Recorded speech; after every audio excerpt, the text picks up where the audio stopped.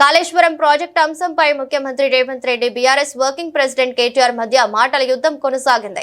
పంటలు ఎండిపోయి రైతులు నష్టపోతున్నప్పటికీ ప్రభుత్వం పట్టించుకోవటం లేదని కేటీఆర్ విమర్శించారు. కాళేశ్వరం ప్రాజెక్టును కూలేశ్వరం అంటూ మంత్రులు మాట్లాడటం సరికాదని ఆయన అభిప్రాయపడ్డారు. ఆలోచన లేకుండా భారీ ప్రాజెక్టును కూలేశ్వరం అని సంబోధించవద్దని కేటీఆర్ హితవు పలికారు. కాళేశ్వరం కూలిపోయిందని చెబుతున్న ముఖ్యమంత్రి కొండపోచమ్మ సాగర్, మల్లన్న సాగర్ నుంచి హైదరాబాద్ కు నీరు తెస్తానని పేర్కొనడం విడ్డూరంగా ఉందని అన్నారు. అందుకే ముఖ్యమంత్రి అపరిచితుడిలా వ్యవహరిస్తున్నారని ఎద్దేవా చేశారు. కాళేశ్వరం కూలిపోతే కొండపోచమ్మ సాగర్, మల్లన్న సాగర్, బస్వాపూర్ ప్రాజెక్టులు కూడా ఉండవని ఆయన స్పష్టం చేశారు. రైతులను పట్టించుకోవడం లేదన్న కేటీఆర్ వ్యాఖ్యలపై ముఖ్యమంత్రి రేవంత్ రెడ్డి తీవ్రంగా స్పందించారు. కాళేశ్వరం ప్రాజెక్టు లేకపోయినా గోదావరి జలాలను వినియోగించే అవకాశం ఉందని ఆయన తేల్చి చెప్పారు. కమిషన్లు, ఫామ్ హౌస్ల కోసమే రీడిజైన్ల పేరుతో కాళేశ్వరం ప్రాజెక్టును నిర్మించారని ఆయన ఆరోపించారు.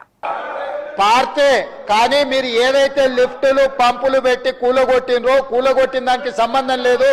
శ్రీపాద, ఎల్లంపల్లి, లేకపోతే శ్రీరామ్ సాగర్, ఇవన్నీ ప్రాజెక్టులు మీ తాతల కాలంలో కట్టిన కాంగ్రెస్ ప్రాజెక్టులు. ఆ ప్రాజెక్టులతో ఈ రోజు మల్లన్న సాగర్ కావచ్చు, రంగనాయక సాగర్ కావచ్చు, కొండపోచమ్మ కావచ్చు, నువ్వు కట్టినవి లేకపోయినా కూడా, నువ్వు కూలిపోయినా కూడా ప్రాజెక్టులకు నీళ్లు ఇవ్వడానికి ఉంది. మీరు లేని అబద్ధాలతోని లేకపోతే మేడిగడ్డ దగ్గర కట్టిందో, సుందిల దగ్గర కట్టిందో, అన్నారం దగ్గర కట్టిన మీరు పంపులు, లిఫ్టులతో కొల్లగొట్టిన 1,00,000 కోట్ల రూపాయల ప్రాజెక్టు గుండు సున్నా లేకపోయినా నీళ్లు ఇవ్వచ్చు. తప్పుదారు పట్టించకండి. రెండవది, ఈరోజు మీరు పదే అక్కడ లగచర్లలో జరిగిందంటున్నారు అధ్యక్ష.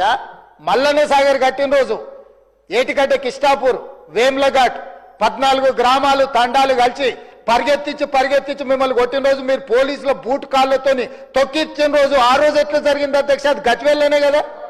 గజ్వేల్ నియోజకవర్గంలో సిద్దిపేట జిల్లాలో ఉన్న వేములఘాట్ కావచ్చు, ఏటిగడ్డ, కిష్టాపూర్ కావచ్చు, నేను పోయి దీక్ష చేసిన అధ్యక్ష 48 గంటలు. భూసేకరణకు వ్యతిరేకం కాదు, నష్టపరిహారం పెంచండి అని చెప్పినాం. మీరు 3 లక్షలు ఇస్తే 7 లక్షలు చేయమన్నాం.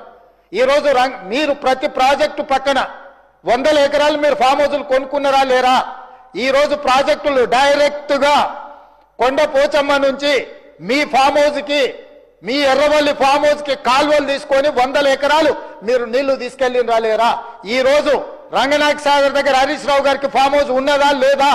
మీరు ప్రాజెక్టులు కట్టిందే మీ ఫామ్ హౌస్ల కోసం.